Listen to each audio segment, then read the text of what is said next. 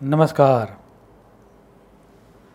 श्रीमद् भगवद गीता में श्री कृष्ण भगवान ने आध्यात्मिक पतन की एक सीढ़ी दर्शाई है। दूसरे अध्याय में उसके लिए 2 श्लोक दिए गए हैं। आप श्लोक देखें।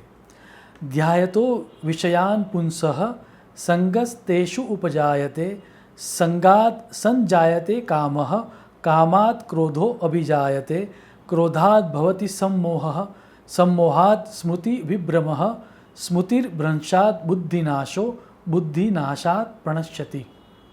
अर्थात जो आध्यात्मिक यात्रा में जिन व्यक्तियों को आगे बढ़ना है उनको विषयों का चिंतन मन में भी नहीं करना चाहिए।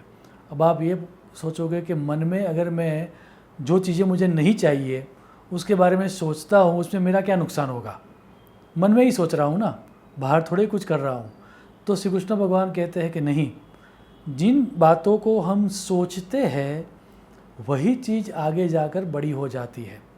क्योंकि जिन ध्यायतो विषयान पुंसः, जिन चीज़ों के प्रति हमारा ध्यान जाएगा उस वस्तुओं या व्यक्तियों के प्रति हमें लस्ट होगा, मोह होगा। और जैसे ही मोह होगा, मोह आगे जाते हमारी बुद्धि का नाश करेगा। और जैसे ही बुद्धि का नाश होगा व्यक्ति का पतन होता है। तो इस तरह से पूरी एक सीढ़ी दर्शाई गई है।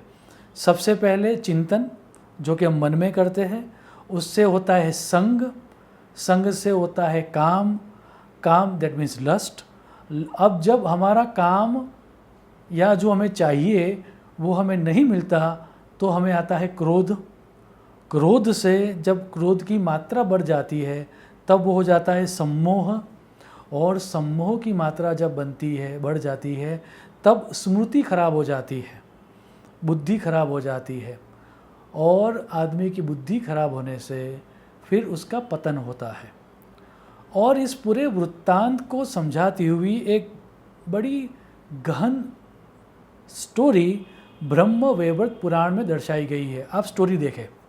हुआ यूं कि इंद्र राजा ने वृत्तासुर का वध किया। अब वृत्तासुर का वध करने के कारण उसको ब्रह्म हत्या का पाप लगा। उस ब्रह्म हत्या का पाप मिटाने के लिए इंद्र तप करने जाता है। अब क्योंकि इंद्र तप करने चला गया तो स्वर्ग में जो व्यवस्था होनी चाहिए उस तरह की व्यवस्था नहीं हो रही थी।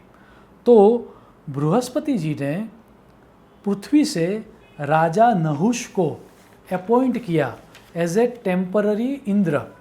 तो अब पृथ्वी से राजा नहुष को लाया जाता है और नहुष को इंटरनली अरेंजमेंट करने के बाद एक टेम्पररी पोस्ट की जाती है। और वो पोस्ट ये थी कि आप अभी से अब स्वर्ग के राजा हो। अब मज़ा ये है कि नहुष इंटरनली रेडी नहीं था, उसने आंतरिक कोई काम नहीं किया था, वैसे ही पोस्ट मिल गई। तो जैसे ही वो इंद्र बना वो नाच गान में लग गया, वो पार्टीज करने लगा, सूरा दैट मीन्स मदिरापान करने लगा। और उसका पूरे का पूरा टाइम एंटरटेनमेंट में ही जा रहा था। उसी समय के दौरान वो एक दफ़े इंद्र की पत्नी शची को देखता है और उसकी सुंदरता के पीछे पागल हो जाता है। और उसको लगता है, जैसे जैसे वो ज़्यादा शची के बारे में सोचता है, उसको लगता है किसी तरह से मुझे इसके साथ शादी करनी चाहिए। क्योंकि सोच उसकी स्टार्ट हो चुकी थी कि मुझे किसी भी तरह से शची चाहिए। अब क्योंकि वो टेम्पररी अपॉइंटेड था, लेकिन था तो वो स्वर्ग का राजा ही। तो वो शची को प्रस्ताव भेजता है कि मुझे तुम्हारे साथ शादी करनी है। हालांकि वो पोस्ट टेम्पररी थी, लेकिन स्वर्ग का राजा होना मतलब वो छोटी मोटी तो पोस्ट है नहीं। तो शची वैसे ही ना नहीं बोल सकती थी। तो उसने एक दिन का समय मांगा और वो शाम को बृहस्पति से सलाह मांगने जाती है। बृहस्पति जी उसको एक सलाह देते हैं और उस सलाह के अनुसार शची एक दूत को भेजती है नहुष के पास एक मैसेज लेकर।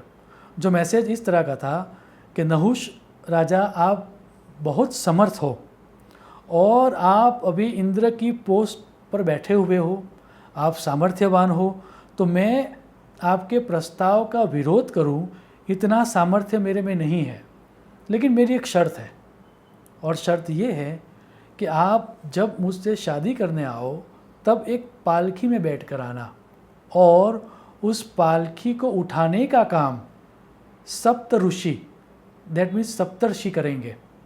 अब जैसा कि हम सबको पता है कि सप्तर्षि वो बहुत बड़ी पोस्ट है, वो ऐसे ऋषि है कि जिनकी सलाह और मार्गदर्शन से पूरे के पूरी सृष्टि का संचालन होता है।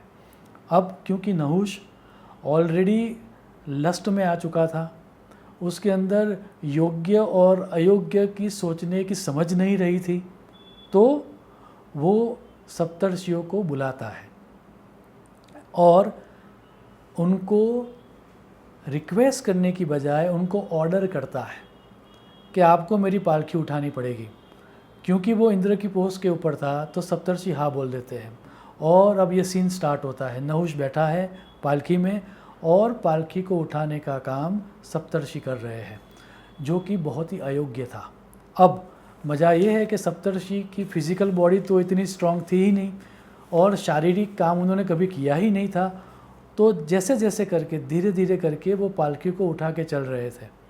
और ये देख के नहुष को गुस्सा आता है, क्योंकि उसको चाहिए था कि मेरी कामना की पूर्ति तुरंत हो जाए, लेकिन वो तुरंत नहीं हो रही थी, उसमें डिले हो रहा था।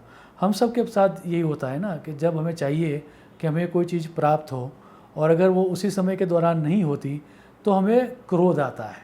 तो वैसे ही नहुष को भी क्रोध आ गया, और वो क्रोध में आके ये चिल्ला कर बोलता है कि किसने आपको सप्तर्षि बना दिया, कितने आप आलसी हो, और सांप की तरह ऐसे रेंग रेंग के क्या चल रहे हो, थोड़ा फास्ट चलो।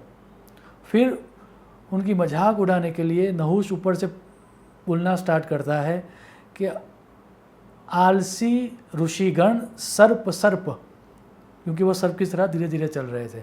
जब ये बहुत दफ़े रिपीट किया गया और उपहास कुछ ज़्यादा ही बढ़ गया, तब नहुष का पूरी तरह से पतन हो चुका था। और ये देखकर अगस्त्य मुनि उनसे कहते हैं कि नहुष, स्वर्ग का पद और शची को प्राप्त करने की तेरी लालसा इतने हद तक अब जा चुकी है कि तेरी बुद्धि का नाश हो चुका है। स्वर्ग के राजा की बात तो बहुत दूर, देव बनने की बात तो बहुत दूर, तू मनुष्य के भी लायक नहीं है। और जो तू मुझे, हमें सबको सर्प सर्प कह के बुला रहा है, तो तू जा और सर्प योनि में तेरा जन्म होगा। ब्रह्म वैवर्त पुराण की कथा आगे जाके कहती है कि नहुष का पतन होता है और वो सर्प बनता है। कथा का पूरा सार यही था कि हमारे आध्यात्मिक यात्रा में हमें जो सहायभूत हो वैसे ही विषयों के बारे में हमें सोचना चाहिए।